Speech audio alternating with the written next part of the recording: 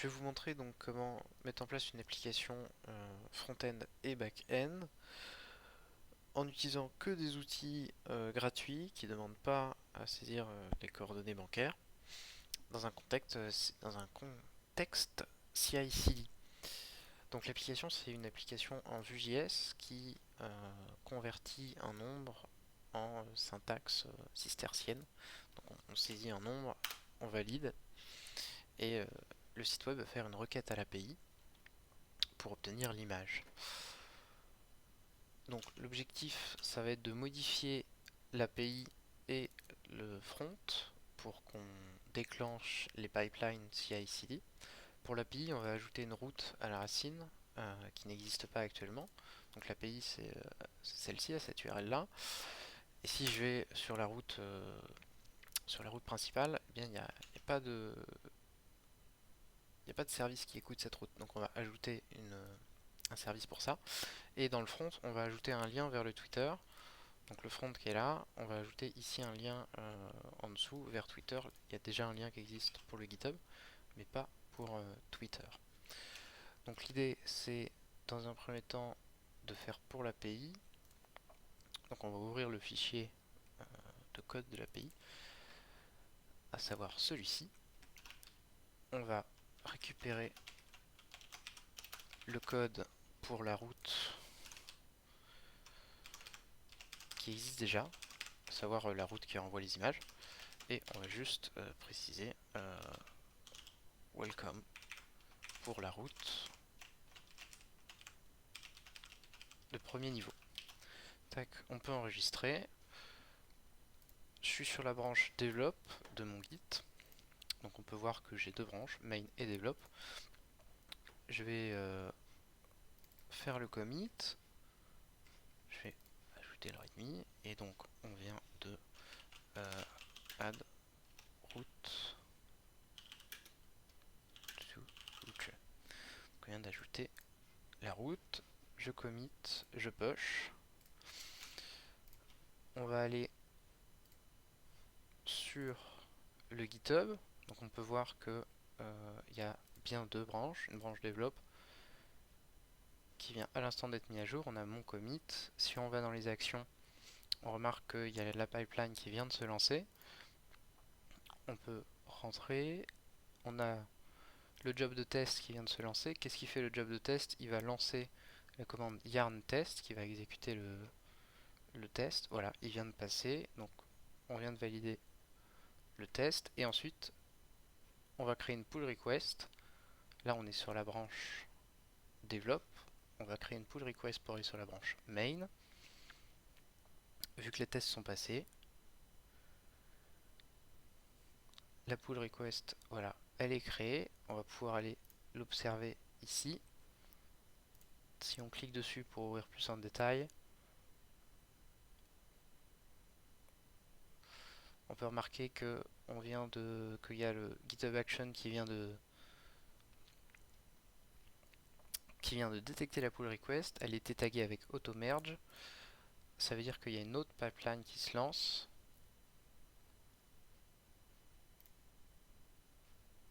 qui est là. Elle va merge automatiquement la pull request sur la branche main. Et ensuite, si on va sur donc Heroku, donc qui est le service qui va héberger l'API Node.js, on va dans Activities. Donc c'est un service qui est configuré depuis le repository GitHub via un webhook. Donc ici on a plus de détails avec donc les informations de connexion pour se connecter à l'API Heroku. Et dans normalement pas longtemps, ça devrait déjà être en cours. Peut-être que la pull request n'est pas passée. Si elle est passée, donc il devrait, donc il est déjà fini.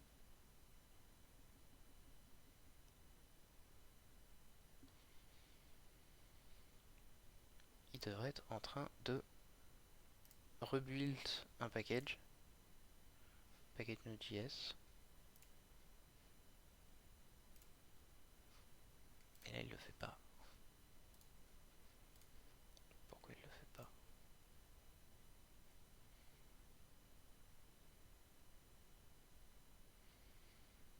Donc on a bien eu le merge avec GitHub Action.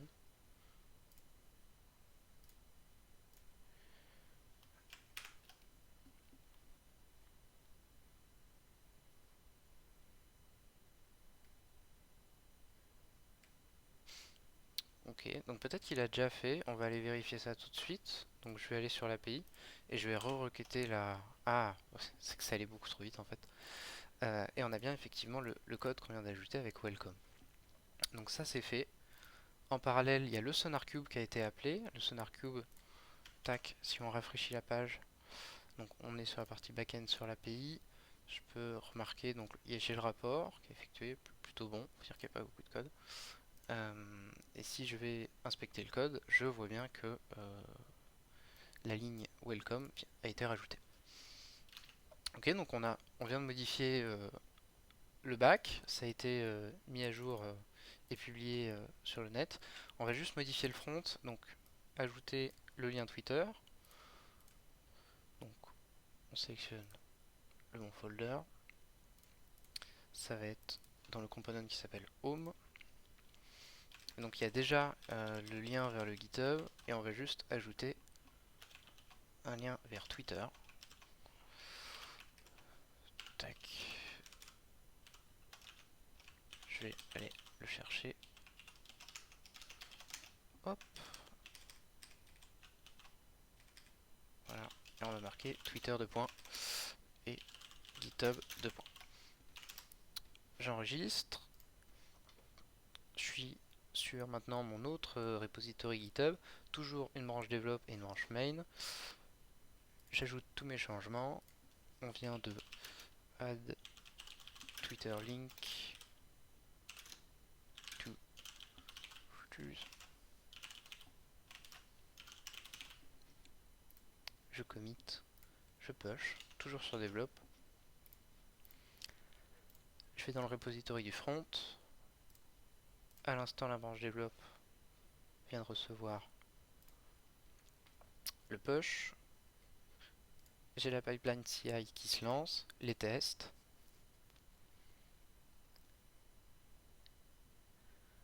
Voilà, donc il va build le package, lancer la commande yarn test qui va exécuter les tests qui sont décrits ici. Voilà, un petit fichier qui va tester ça.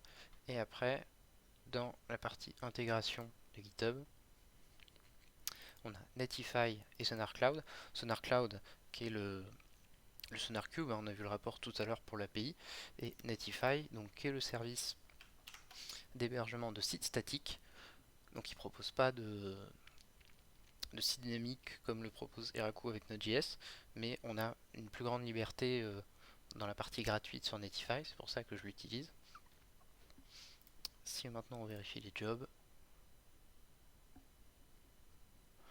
donc il vient de créer la pull request qui est taguée avec automerge.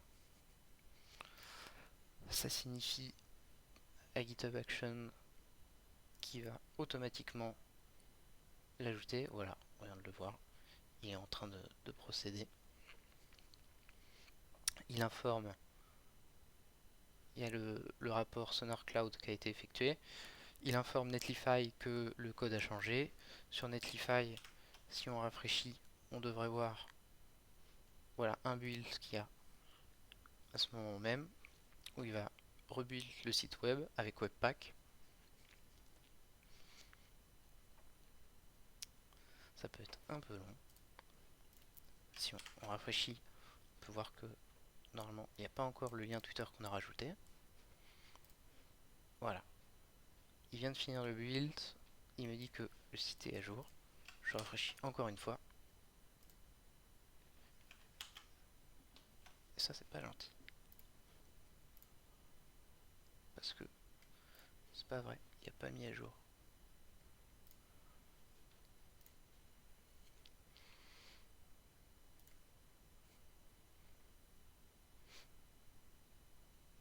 Ah oui, il effectue un deuxième build.